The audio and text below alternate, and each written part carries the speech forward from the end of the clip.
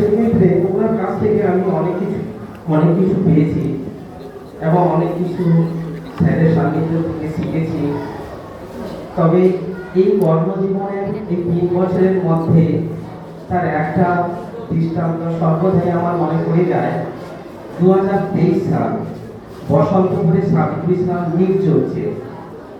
Class 7-এর এক ছাত্রী 400 metre race চলছে। আমাদের বিদ্যালয় প্রধান সভাপতি মহাশয়ও আছেন। 400 মিটারে তুলসী রাগ বলে নিয়ে সে অসুস্থ হয়ে লেনে পড়ে যায়। ফিনিশিং জাজমেন্টে আমি জিপে দাঁড়িয়ে আছি। তখন কিংকর্তব্য বিমূঢ় হয়ে আমি ফিনিশিং জাজমেন্টে সেখানে জাজমেন্ট দেখব না বিদ্যালয়ের আমি ছাত্রীকে দেখব। সেক্ষেত্রে গোবিন্দবাবুর কাছ থেকে আমার আদেশ এলো যে স্যার আপনি ওই ইভেন্টটা কমপ্লিট করেই তবে কিন্তু আপনি ওর কাছেই যাবেন, যেহেতু ওখানে আপনি চিফ আছেন। সেক্ষেত্রে ওখানে অনুভব করতে পেরেছি যে কর্তব্য পালন কতটা করতে হয়, সেটা গোবিন্দ স্যারের কাছ থেকে ওই জিনিসটা অনুভব করতে পেরেছি।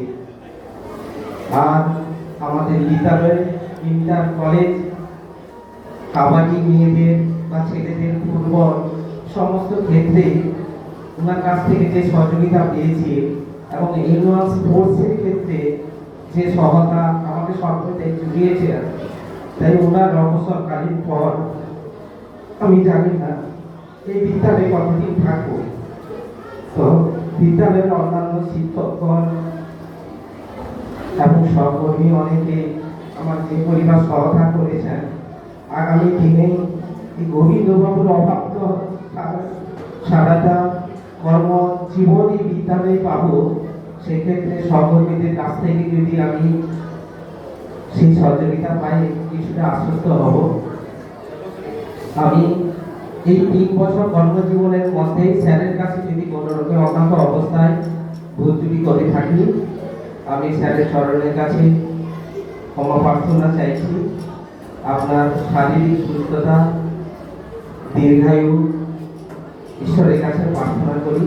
এই বলে সবাইকে যথাযথ স্থানে প্রণাম, শ্রদ্ধা, শুভেচ্ছা জানিয়ে শেষ করছি।